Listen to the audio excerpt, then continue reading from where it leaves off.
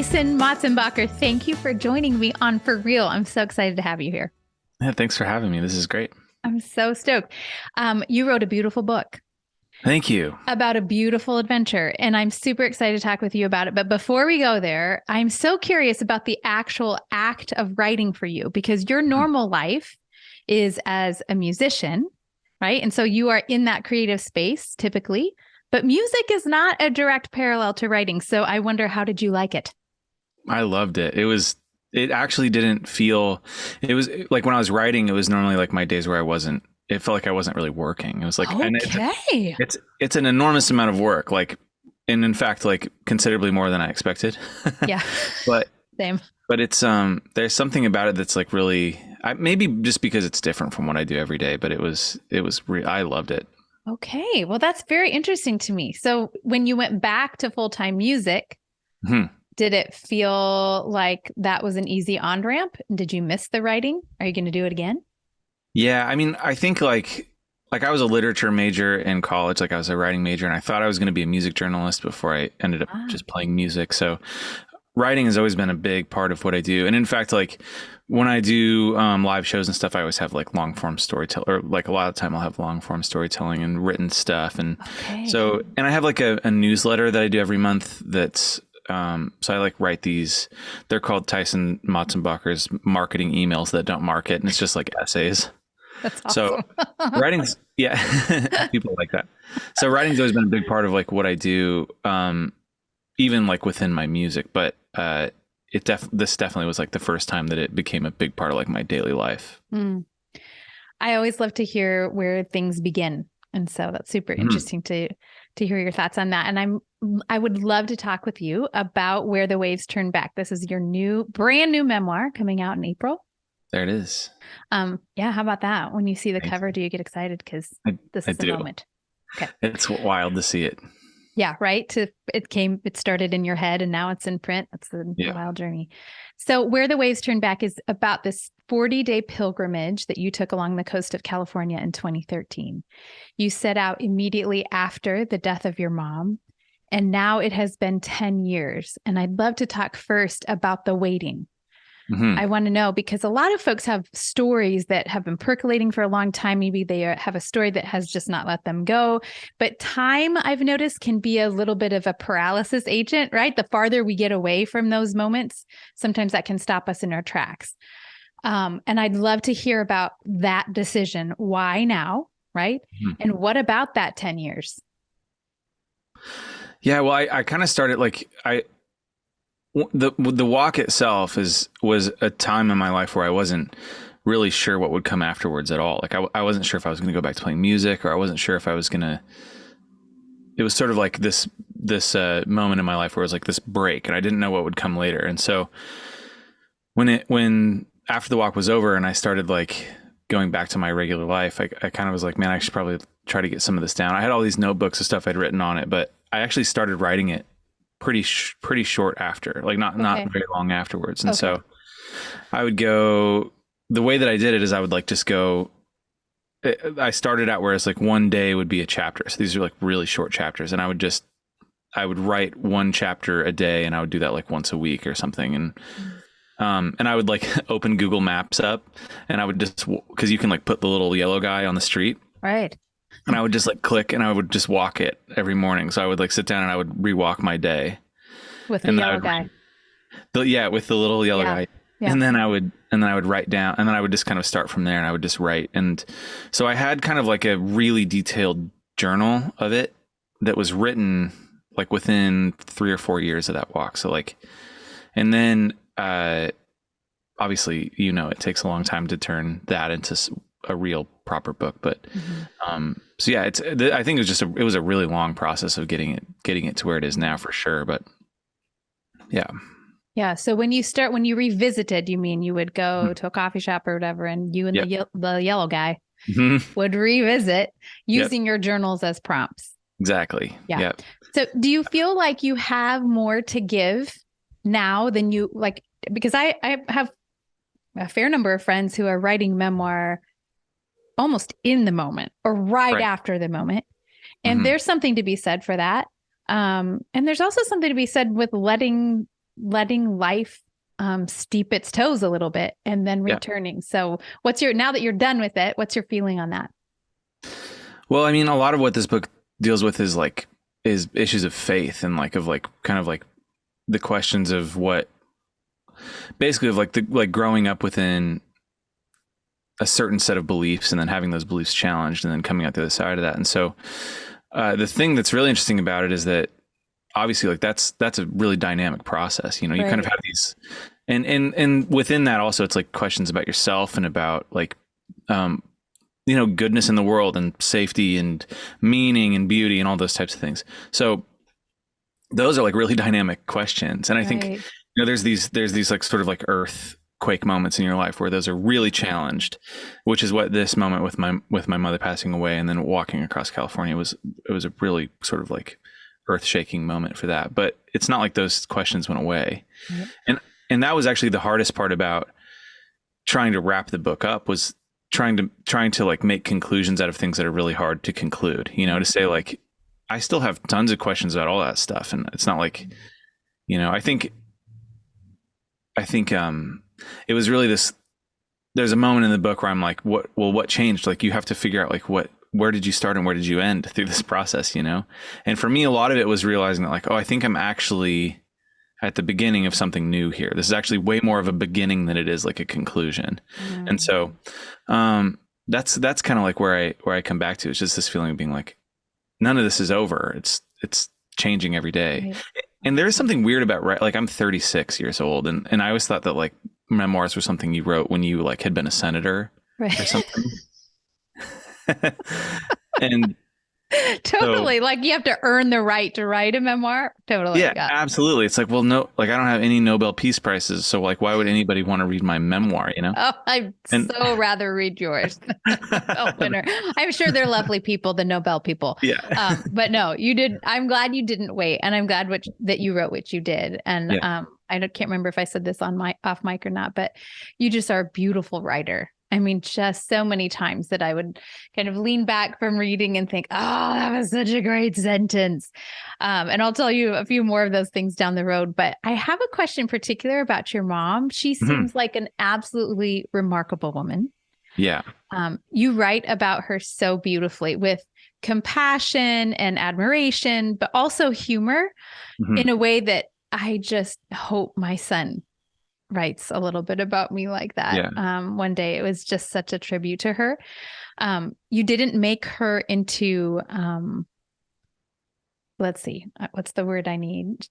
She is definitely a heroine, but she's absolutely human as well. Yeah. Oh yeah. So my question about that, was that tricky at all? Trying to capture in just a few pages the gravity and the joy of who your mom was and is. Like, how did you decide what to include? Because really, this is your story. She was the impetus to you taking those first steps and continuing on the steps, but it's your story. So how did you decide how to write about her? That was tough. And I think I have this like really, because people are really three-dimensional, there's a lot, like even the way that I wrote about my mom, there's a lot more to her than that. But I sort of realized like what I wanted to do was I wanted to illuminate her personality in like contrast to the subject matter of the book, which is like suffering and tragedy and death. Actually, like her relationship to death was like fascinating. It was she had no problem with it. She was like, this is how it is, and there's something really beautiful about it, and it's actually about the process. Like there's a moment in the book where she's trying to explain death to me, and she says it's like when the ocean is foggy and like you're looking out to sea, and that there's a place where it changes and it becomes sky and it becomes sea, but it doesn't matter. She's like, it doesn't matter. Like there is a place where one thing becomes the other thing, but it doesn't matter. It's not the point. And so I really wanted to illuminate, I wanted to like really write about this really fascinating sense of like, sort of like almost like a laissez-faire attitude about death itself, and way more about the process of it and the meaning of it and what it says about you as a person. And then also her humor and sort of her, like I talk about her having an Irish temperament. She sort of has this like poetic humor towards things that are really quite severe. And so whenever I kind of encountered a moment like, one of my favorite little glimpses of her in the book is this moment when I come home from college and my car is packed full of all my stuff from my dorm. It's a pretty like formative moment for me as a young person, is that I'm moving out of my dorm or whatever. Right. And she's sitting on the ground on the grass, and she's looking, so she's facing away from me, and she's sitting on the grass looking at a butterfly. And I say like, "Hey mom, I'm home," or whatever. And then she says, if you spook this butterfly, I'll kill you. And it's great. It's just like her, it's this thing about her being basically like focusing on these small, intricate beauties. Yeah. And realizing like kind of the way that she was able to see these small like animals and, patterns in nature and people's small emotions that are actually adding up to be really important, and her focusing on these details in a way that makes the things that we are all focusing on every day actually way less important, because they're made up of these smaller things. And if you can take them in pieces, it actually means more.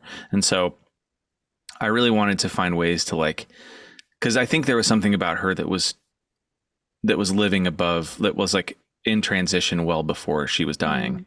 And I wanted to find a way to like have her be immortalized in that very specific season of transition, because that was where I learned the most from her, I think. All of those scenes I wanted to reread immediately. Mm-hmm. I mean,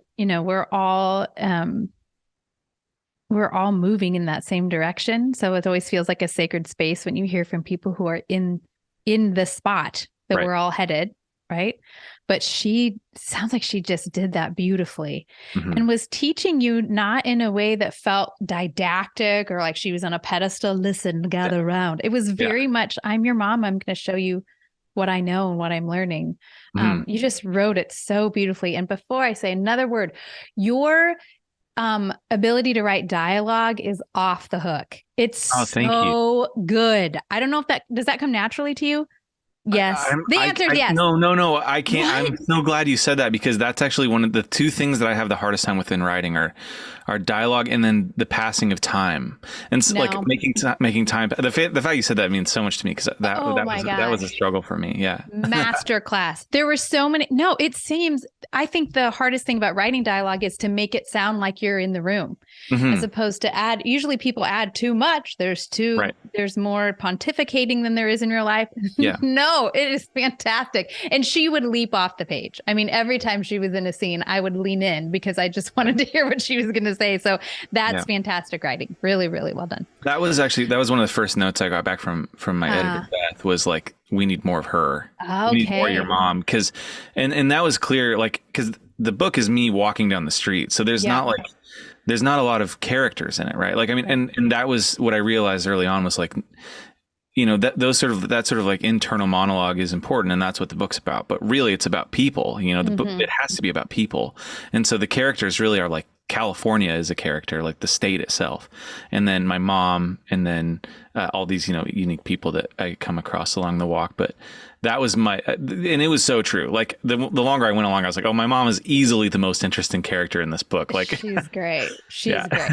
But that gives us such a great window into who you are too. The way you write about her tells us about you, and you're kind of the protagonist too. So yes, I want to return to some of the characters that you met along the way. But first, I would love for you to tell me a little bit about grief. So in some ways, I feel like I walked those first flushes of raw grief with you in your pages. I mean, it sounds like you had a service for your mom. You said goodbye to your mom, and about 45 seconds later, strapped on some really inappropriate shoes, by the way. Yep, it's true. And just walked out the door. And so I would love to know what you know about grief that you did not know before you started. And I'm sure that this, as you've changed, with the 10 years, I'm sure as the light shifts in the room, it looks different now than it did then. But talk to me a little bit about grief.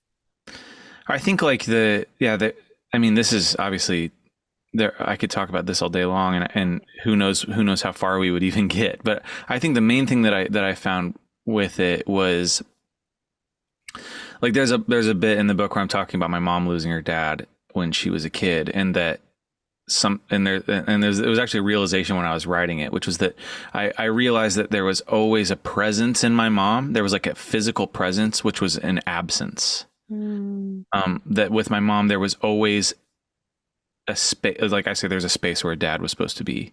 Yeah. And I think like that is so much of what grief becomes, is that it becomes an absence so significant that it becomes a presence. And you start to see it as a presence. You start to see like empty spaces. And I think that like, for me, I always wanted to, I was and am an avoider. Like whenever there was one of those absences, I would kind of like juke and move around it and try to find a joke about it or get out of there, you know? Yeah. And the sort of like the whole place that I came to, and really like the whole book is for me. It's like me trying to remind myself of like what specifically how I react to grief and how I'm bad at it. Like that's the whole point of the walk, was my mom was like, you suck at being sad, basically. So go do something about it.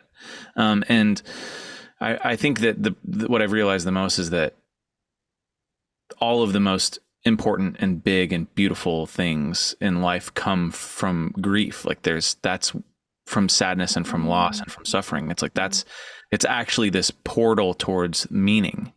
And so like to avoid it is just, there's like a part in the book where I say that like to avoid suffering is to avoid living, and to suffer all the same. It's that there's really no avoiding it. And if you can find a way to embrace it and to like embrace those empty spaces, it's actually like that, I think, is one of the keys to having a full, rich life is to allow grief to like saturate you and to like find the joy on the other side of it.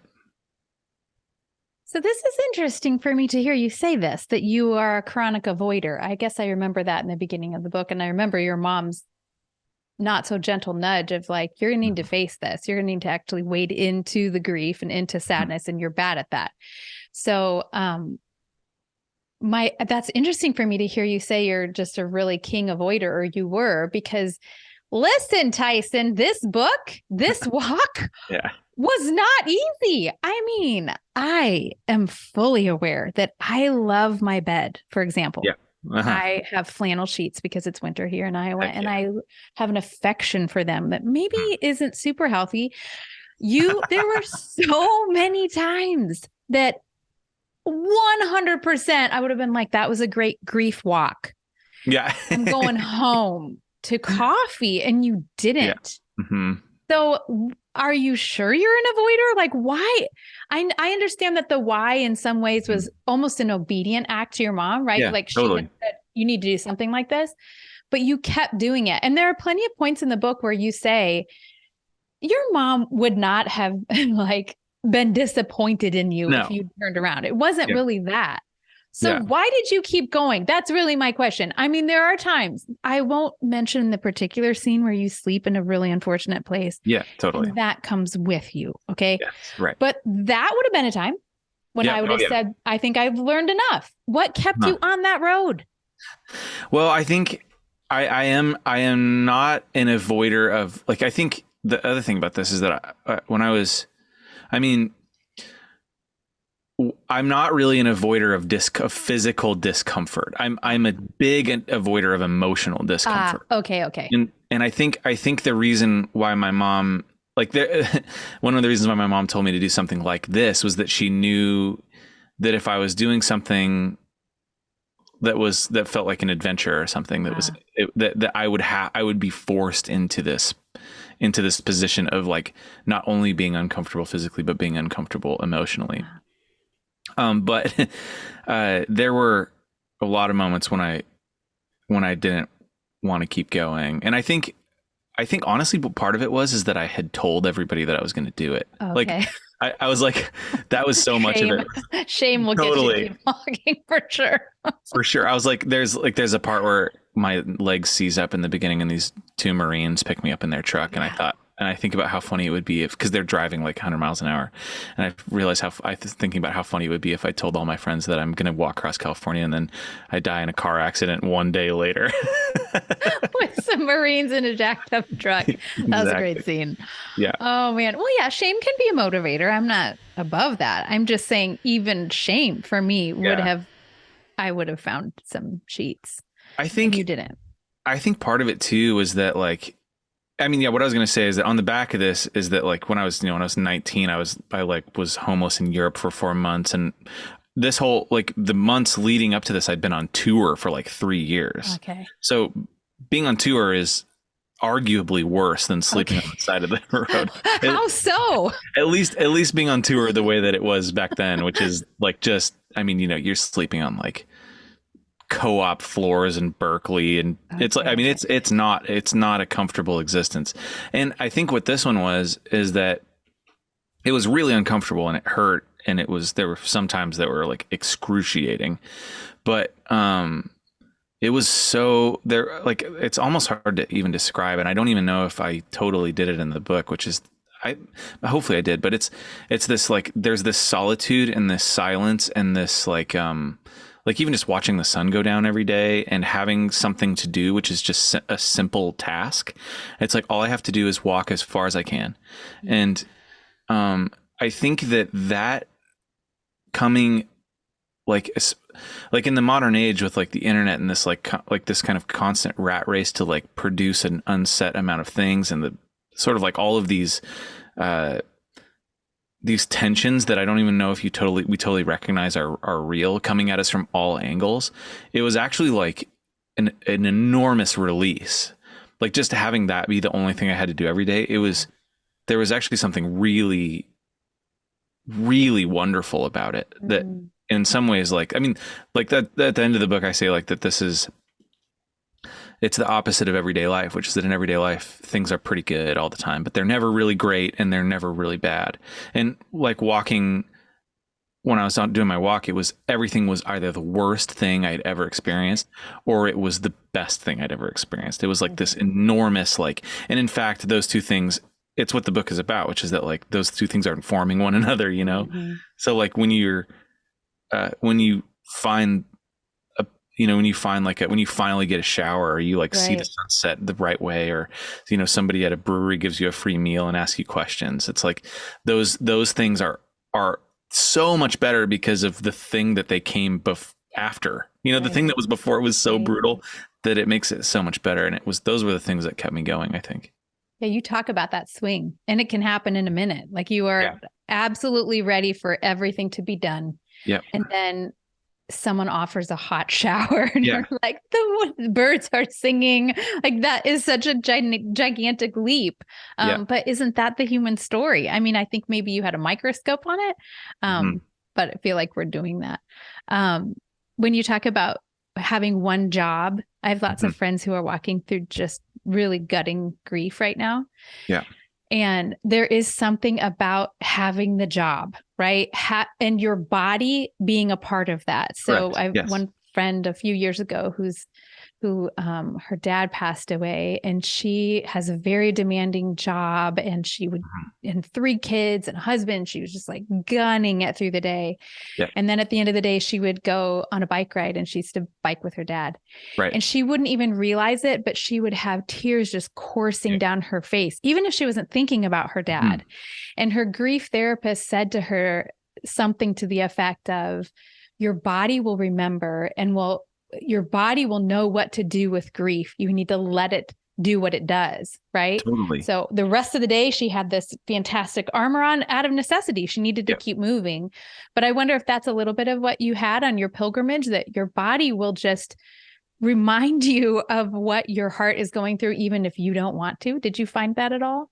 100%. I mean, that I think was also, my mom was, I don't talk about this in the book, but my mom was one of the first people to study EMDR, which is like a type of therapy which is like unpacking grief and trauma by like kind of like triggering right and left brain or whatever.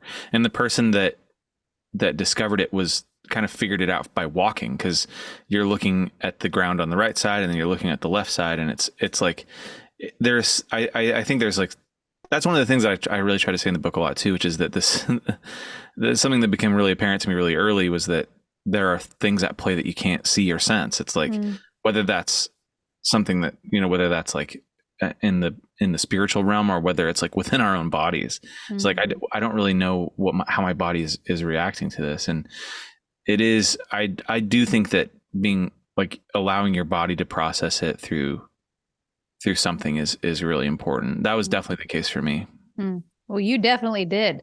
I mean, again, the length of the time, it's a biblical number. 40 days is a very long time to take a journey into the wilderness, and you stuck it out.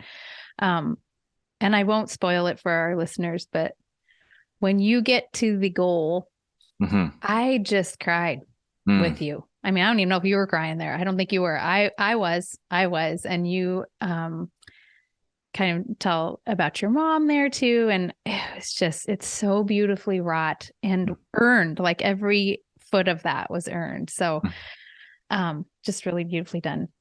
I have just a couple other questions. First, I wonder about solitude. You're right. You have all these fantastic characters that you meet along the way. I'm thinking about some of them. I'm thinking about Lucy and Nico and Francis, all these people who really come to life, and then you leave them. Yeah. And there's this one moment in the book where it's early morning, and you say, there's this little line where you say, it was kind of early to be arguing with myself already. And so I'm wondering about the solitude of that, because those meetings broke up the solitude, but was the solitude a gift or a burden or both? And then my second part is, how did that work when you got back home? Yeah. That's a great question. I think that at the beginning, it was really, really hard. Like, I think at the beginning, I didn't really know how to do it. Like, I think I was like, what I would do at the beginning is that, and this is actually something my mom told me to do, was that she explained that, like, when you have, I'm not like, when you have something that sort of like shatters your world like that, it's like you have all these shelves in the room of your brain, and they have like boxes with stuff in them, and the like little earthquake knocks all the boxes off the shelves onto the floor. Yeah. And she was like, what you need to do is you need to go get those boxes and put them back on the shelf.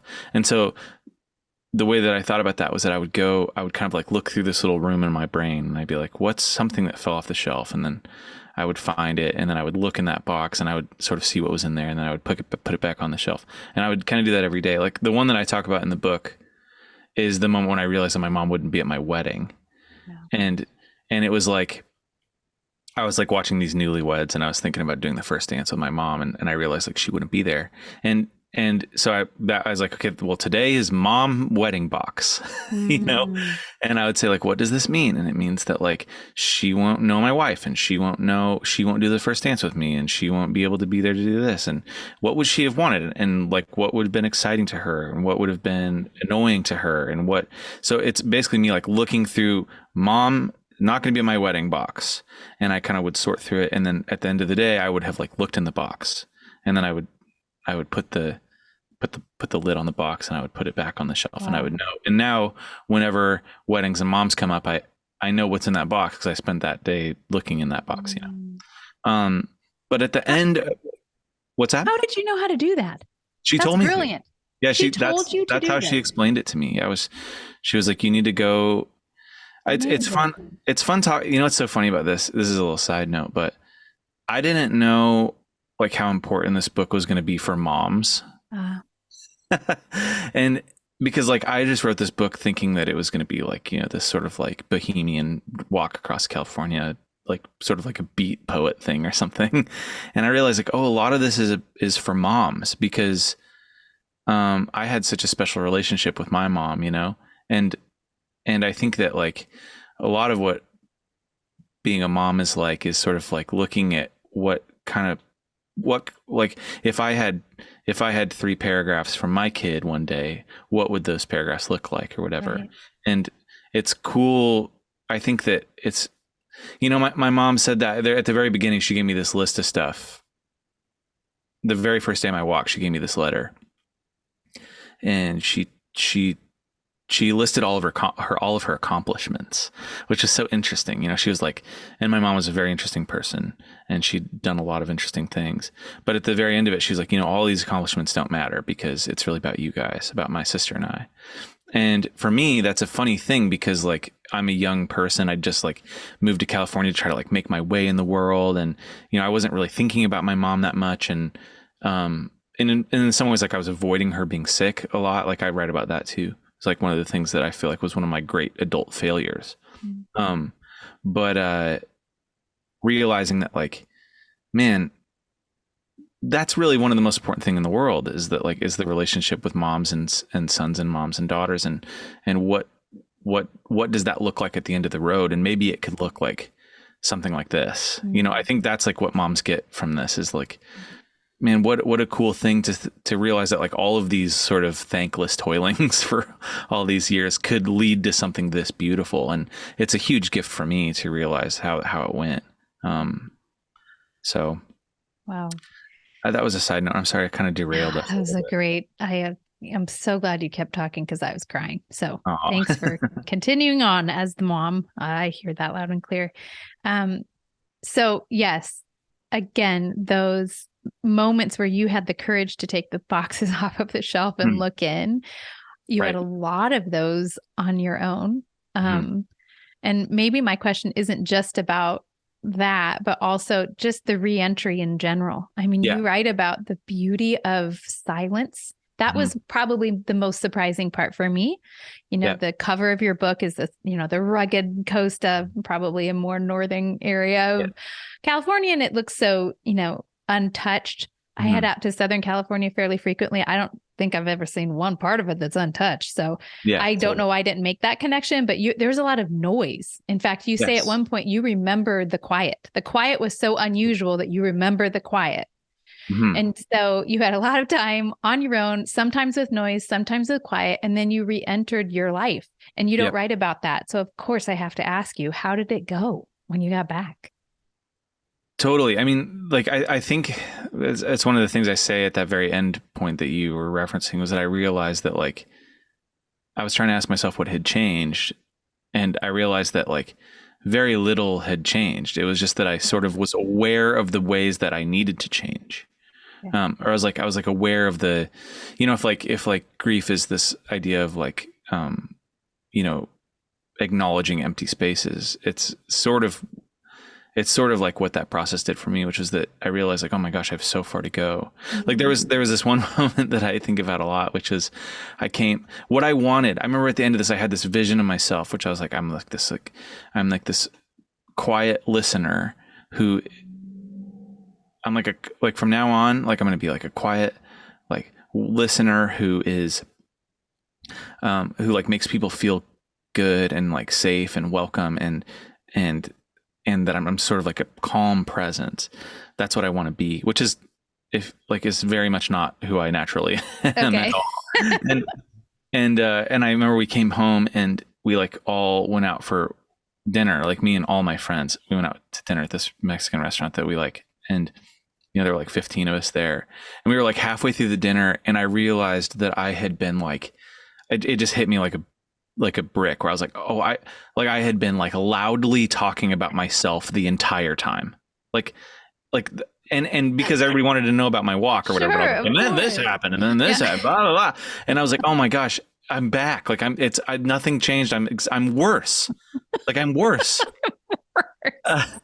You made it one appetizer. One day. Yeah, no, totally. I'm sitting here making jokes and like kind of shrugging off people's like attentions, and I'm being insufferable immediately. It was and it was like this. I remember it happened like during the dinner. I was like, oh my gosh, I'm being insufferable right now, and I'm being the exact opposite of the person I was trying to become. And the only difference really is that I always would have done that. I still do that now, but like I notice it now. I guess right. it's like this thing of being like, oh, this is not who I want to be. And a lot of what this book is about is like where the title comes from is me watching this old man surfing and up in Cayucas, and he's got a dog, and the dog's just sitting there watching him on the beach. And the reason why I picked the title is like, if I could imagine my life myself at the end of my life standing like where the waves turn back on this, like this, you know, the space between the ocean and the shore, like who do I want to be? Who do I want to be then? And it's really like, a lot of it is thinking, because I think when you're forced to like confront or to like face death and grief, it's like, well, then if this is sort of the end, like where do I want to be? Like, what's the end point? What do I want to be like when I get closer to there every day? Like, who do I want to be when I'm standing there at the very end? And really, it's like, I think I know who that person is, and I'm definitely not that person. But through these types of processes, I think we are forced to recognize the ways that we aren't that way, you know, and have a vision of what it can be. Right. I mean, totally. that guy's in your head. He's in my head now too. You write that scene so well. And that's really the thing, right? Being able to get a glimpse of where we're headed, knowing we're not there. Totally. But it's possible. Mm-hmm. Yeah, that's so beautiful. I have one quick question and then a final question. Are you ready? Okay. I'm ready. I'm wondering if you interact differently with vagabonds and wanderers, because now you have been one. Yeah, absolutely. I mean, it's funny where like the way that I sort of think about it now and the way that I thought about it when I was walking is that there's this invisible barrier like between those people and between society, because, and for a lot of reasons, you know, those people are often, you know, it's a lot of the times they choose that life and a lot of the times they don't choose that life. And if they did choose that life, there's a reason why they chose it. It's like, it's almost impossible for the two groups of people to even like understand each other, you know? And those people are, in my experience, you know, they're like, that is an entire ecosystem unto itself. Those people are incredibly interesting, and their stories are like a lot of the time just heartbreakingly devastating to hear. And, you know, like I remember like a lot of times, like if you were to, like what you were saying about your sheets, right? Like I get that. Like my wife and I, we have a king sized bed, and she changes the sheets all the time. And she bought like 6 sets of them from Target before she picked the ones that she wanted and stuff. And I noticed that, and I'm like, oh, these are the good sheets, you know, or like I'm totally that way, you know, like my wife works for Hyatt. She works for the hotel chain. And so like when we go on vacation, sometimes like we get to stay in these nice hotels now and stuff. And I love it. From a ditch. Yeah. The Hyatt. Totally. I'm kind of fancy now, you know, what's the thread count? I don't think so. Is it Egyptian cotton? Yeah. Yeah. Like I like that stuff. Like I will absolutely buy an $18 cocktail if you go out for dinner, you know, and that stuff to me is so like when I think back to myself and then the people that I knew then in numerous stages in my life, like whether it was touring or it was like when I was in Europe or it was walking across California, it's like those are just such asinine like ways of thinking about the world. It's like, who cares? You have sheets, like you have a bed, like, yeah, right. And you have you know that you're going to have an income next month. And those types of questions are just crazy. It's crazy to that to that person and to my past version of myself. And like simultaneously. So like, I think that what I'm able to do now a little bit is see basically like the space where communication and understanding stops, going both directions, you know, because like I can't, like there's a character in the book named Francis, who is this Native American kid who like lost his whole family because his dad drove a pickup truck through their double wide trailer. And it's like, I can't imagine. I didn't then, and I don't now have any context for that person's life and for the wealth of like understanding and like just trauma and heartbreak and suffering and loss, and how do you recover from that? And then I guess it's like it's just there's this invisible barrier there, and I think I feel really lucky having been able to like live on the other side of that barrier for a little while. Just not enough to like experience the way that those people live, really, because at the end of the day, you know, I could have like made 2 phone calls and been on an airplane home, but but it is like it's a widening of like the experience that I think usually when you look at someone like that, like, oh, this person's, so they're just a homeless person or something. It's like, oh no, there's a lot more there. There's a story. Yeah. Oh yeah. I love that. Well, Tyson, I just want to thank you for writing a really great book. It's a great story. Thanks for living it. And then taking the time to write about it. Thanks for writing about your mom, who sounds like just a really, really wonderful woman. I'm not your mom, but I guess that I would think that she would just absolutely love reading this book. You did right by her. So thank you. Thank you for taking the time to do it. Because you're teaching us lots of really great things. I have a final question that I ask all of the people who come on. I would ask you about music, but you've already proclaimed that you like to write, and I'm assuming you like to read. Is this correct? Yeah. Okay. Love then reading. It's a book nerd question. Okay. It's a two-parter. First, a book that you recommend over and over. It could be super old, way backlist, no worries. And then maybe part two, a book you're looking forward to diving into, but have not yet read. Okay. Interesting. This one's sort of funny, but one of the books that I tell everybody to read is this cowboy book by Larry McMurtry. Okay. It's called Lonesome Dove. And for sure. Yeah. Okay, good. I'm glad you know it. That's a classic. It's been on my to read list for years, but I should read it. Should I bump it up? It's so good. It's okay. I think they made like a made for television movie about it. Yes. And it's like in 4 parts, but the book is so good, and it's the characters are amazing, and the story is so fun. And I think I've read every book that he wrote, and that's the one. That's the one. Okay, Lonesome Dove. Great recommendation. I love Lonesome Dove. Okay. Let's see here. I like fantasy books and sci-fi books a lot. Okay, great. So I kind of I try to do some fantasy sci-fi like imagination times, and then read something that's a little bit a little bit heady or whatever. But there's this guy named Patrick Rothfuss, and he has it's called the King Killer series, and he's written 2 of the books, and I love them. And the third one is not out yet, and he's been working on it for 8 years, I think. And I don't know if it's ever going to come out. Okay. But when it comes out, you'll be ready. I will be very excited to read that one. Yeah. Okay. The King Killer, is that the name of the trilogy? The King Killer almost trilogy. The King Killer trilogy, and it's fun. It's really fun. It's